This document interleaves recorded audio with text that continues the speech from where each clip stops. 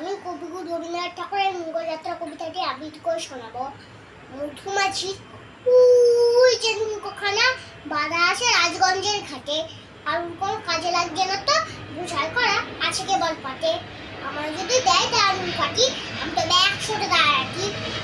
পাল তুলে দিন 4টে 5টা 6টা, মিথ্যে ঘুরে বেড়াই না গো হাটে।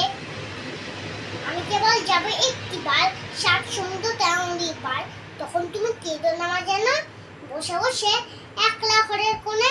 আমি তোমার যাচ্ছি না গো চলে, রামের মতো 14 বছর বনে। আমি যাবো রাজপুত্র হয়ে, নৌকো ভরা সোনা মানিক বয়ে। আশুকে আর শ্যামকে নেবো সাথে, আমরা শুধু যাবো মা 3 জনে। আমি কেবল যাবো একটিবার 7 সমুদ্র 13 নদীর পার।